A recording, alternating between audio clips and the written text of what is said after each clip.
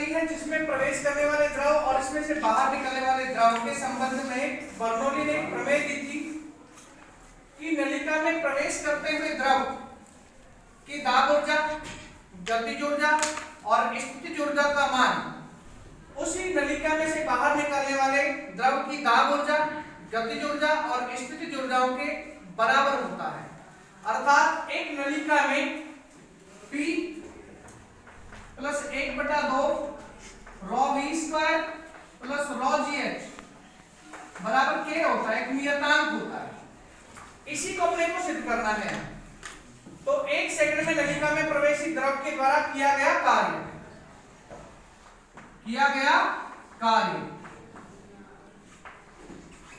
W1 बराबर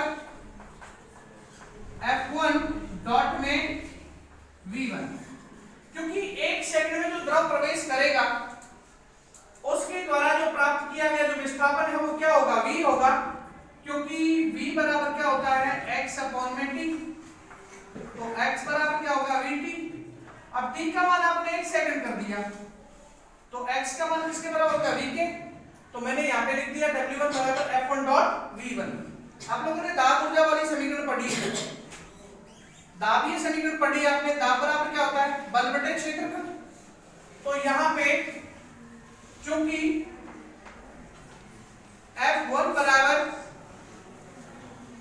P1 dot A1, इसमें से मान लो तो बेटा W1 बराबर क्या हो जाएगा, P1 A1 V1 समीकरण संख्या 1 होगी बेटा।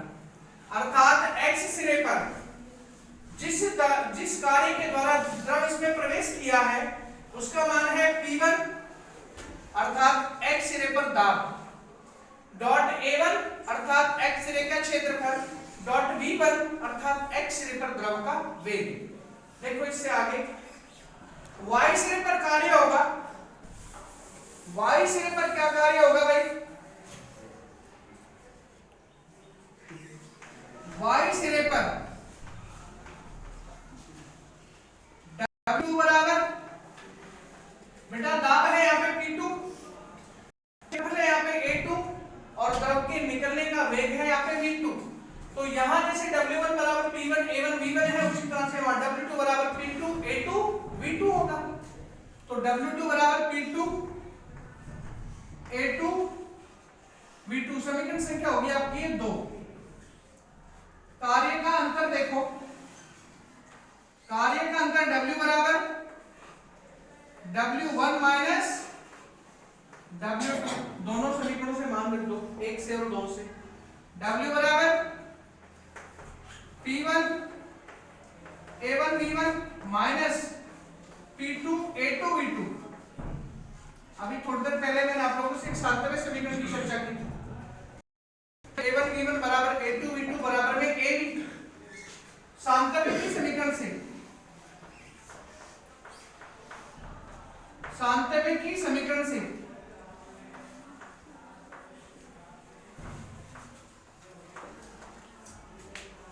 A1 V1 बराबर A2 V2 बराबर AB। AB को मैंने क्यों मान लिया बेटा यहाँ पे, क्योंकि यहाँ A1 V1 है, यहाँ पे A2 V2, इनको मेरे को कॉमन निकालना है AB के रूप में। तो W बराबर क्या हो जाएगा, P1 माइनस P2 डॉट में AB समीकरण हो गया 3। ये वो कार्य हो गया जिसके द्वारा द्रव इसमें प्रवेश कर रहा है और इसमें से बाहर। अब अपने को वो ऊर्जा देखनी है जो इसमें द्रव के द्वारा की गई है। ऊर्जा 2 प्रकार की खर्च करेगा यहाँ पे द्रव, और दूसरी स्थितिज ऊर्जा।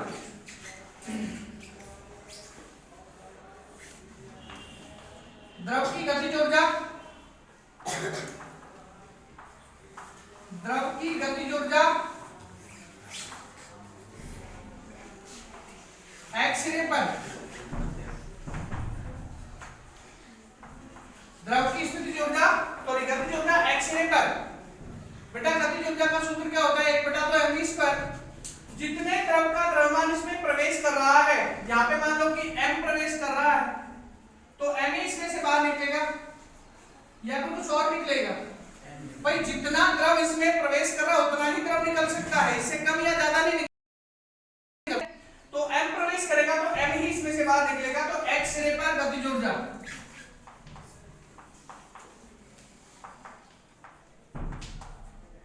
K1 बराबर 1/2 m v1 स्क्वायर। y सिरे पर क्या हो जाएगी, K2 बराबर 1/2 m v2 स्क्वायर, क्योंकि यहाँ पे भी एक बदल गया, v2 हो गया। अब ये देखो आप लोग कि v1 का जो मान है वो v2 से कम है, क्योंकि v2 का मान ज्यादा क्यों है, क्योंकि ये संकरी नलिका है और यहाँ पे चौड़ा मुंह है इसका। तो देखो y सिरे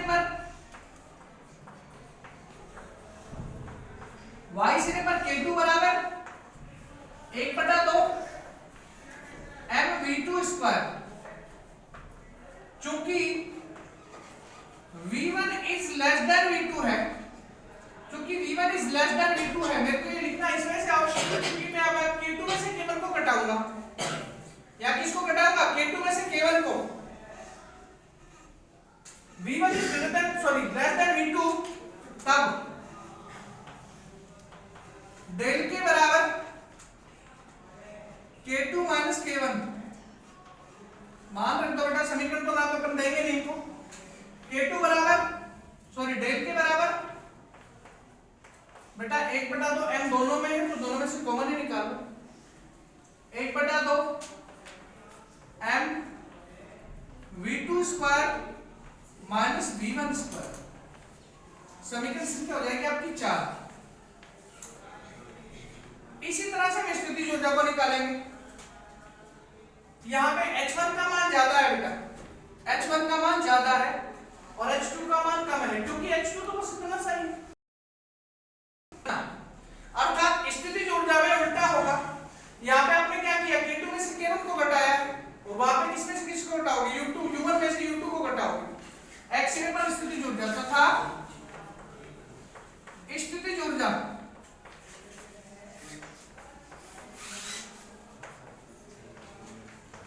स्थितिज ऊर्जा x सिरे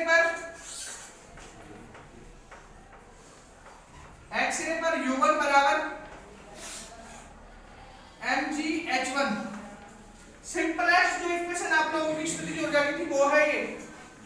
यदि गुरुत्वीय स्थितिज ऊर्जा को लिखते तो समीकरण कुछ और बनती, -gm/r, लेकिन उससे अपने समीकरण बहुत जटिल हो जाती। इसमें से इजीएस्ट इसको इक्वेशन को यूज किया है, U1 बराबर mgh1। U2 बराबर बता दो मेरे को। y सिरे पर U2 बराबर mgh2। जिस तरह से आपने यहाँ पे अंतर निकाला है उसी तरह से यहाँ भी अंतर निकालेंगे, क्योंकि यहाँ पे H1 is greater than H2 है। चूंकि H1 is greater than H2 है, इसलिए यहाँ U1 में से U2 को घटाएंगे। वहां V2 का मान ज्यादा था V1 में से, इसमें से K2 में से K1 को घटाया था। यहाँ पे H1 का मान ज्यादा है H2 से, इसमें से U1 में से U2 को घटाएंगे। अब डेल U बराबर क्या हो गया बेटा, U1 माइनस U2। तो डेल U बराबर mg h1 माइनस h2। समीकरण संख्या होगी 5। इन ऊर्जाओं का जो अंतर है वो इस किए गए कार्य के बराबर होगा। इन ऊर्जाओं का जो अंतर है डेल के और डेल U का जो अंतर है वो इस किए गए कार्य के बराबर होगा।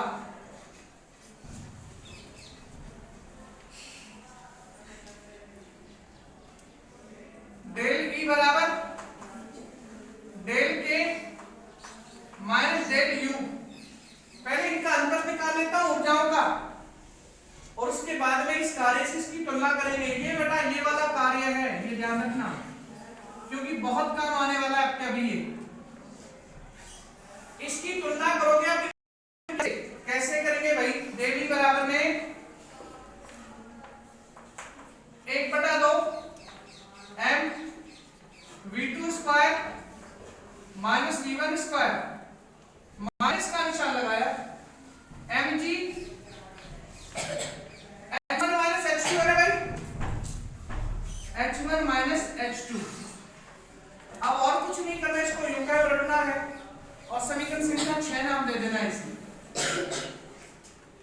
समीकरण 3 बराबर 6 से कार्य ऊर्जा प्रमेय से इन दोनों की तुलना कर देंगे। कार्य ऊर्जा प्रमेय से कार्य ऊर्जा प्रमेय से डेल डब्ल्यू या डब्ल्यू बराबर में ई, डब्ल्यू बराबर में ई मान रख दो बेटा दोनों के, P1 minus P1 minus P2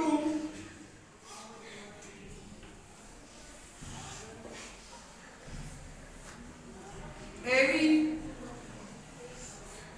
बराबर 1/2 M 1/2 M V2 square minus V1 square, V2 square minus V1 square minus mg h1 minus h2।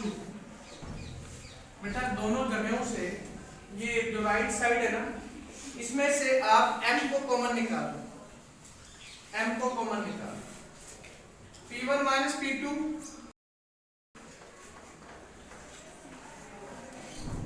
AB बराबर m को निकालिए बेटा सभी जगहों से, 1/2 छोटा bracket V2 square minus V1 square bracket बंद, माइनस का निशान लगाया, G H1 माइनस H2। बेटा ये ए भी इसके नीचे चले जाएंगे क्योंकि इधर गुणा में है, इधर जाएंगे तो भाग में, क्योंकि ये 1 सेकंड में तय की दूरी है बेटा v, इस वजह से आयतन होगा ये, तो P1 माइनस P2 बराबर m अपॉन AB ब्रैकेट शुरू 1/2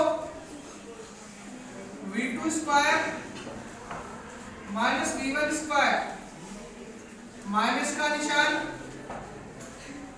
G H1 माइनस H2। द्रव्यमान बटे आयतन बराबर क्या होता है, रॉ आयतनात्मक घनत्व। चूंकि m अपॉन v बराबर, ये बेटा आयतन के लिए मैं इस प्रकार से कर रहा हूं, m अपॉन में AB बराबर में रॉ आयतनात्मक घनत्व, तो P1 माइनस P2 बराबर 1/2, बेटा इस रॉ को मैं डायरेक्टली गुणा कर रहा हूं सबके साथ में अंदर, और साथ में ये प्लस माइनस के इफेक्ट के द्वारा ये जो H2 है ना, ये प्लस का होगा, ये H1 ऋणात्मक होगा। देखो कैसे, 1/2 rho V2 square minus 1/2 raw V1 square minus raw G H1 plus raw G H2। कैसे खुला है बेटा ये, इस माइनस का इफेक्ट पड़ा बेटा, इन पर तो कोई इफेक्ट डालने की आवश्यकता है ही नहीं, इनकी जगह पे रॉ रख दिया अपन, रॉ यहाँ पे भी गुणा होगा, रॉ यहाँ पे भी गुणा होगा, रॉ G H1 ये तो माइनस ही रहेगा क्योंकि इस पर कोई प्रभाव पड़ ही नहीं रहा, इस माइनस का इफेक्ट भीतर वाले इस H2 पर जरूर पड़ रहा है, तो इसमें से ये हो गया प्लस का raw G H2।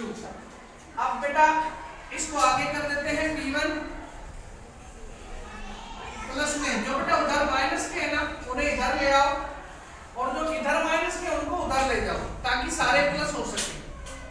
P1 plus 1/2 raw v1 square, जो कि ये v1 स्क्वायर वाला माइनस में था उधर, इधर ले आए इसे, प्लस में रॉ जी h1 बराबर का निशान, ये p2 इधर माइनस है बेटा, उधर ले जाओ इसे, p2 प्लस में rho v2 square 1/2 rho v2 square plus rho G h2, चाहे कितनी भी संख्याएं लिख ले आप, ये दो ही लिखी है अपन ने, p1 p2, यदि इसमें तीसरा होता, चौथा होता, पांचवा होता है, फिर nवां कण होता, तो उनमें भी यही सेम यही कंडीशन आती, और बराबर में क्या लिख देंगे अपन लोग कि एक नियतांक है, और इसी प्रमेय को हम लोग किसकी प्रमेय कहते हैं, बर्नौली की प्रमेय कहते हैं। एक बार फिर से वापस से बता देता हूं आपको कि बर्नौली की प्रमेय के अनुसार दाब ऊर्जा, गतिज ऊर्जा और स्थितिज ऊर्जाओं का योग सदैव एक नियतांक के बराबर होता है, यही कहती है बर्नौली की प्रमेय, इसके अलावा कुछ नहीं कहती। एक काम करो, आप लोग इस चित्र को बना लो।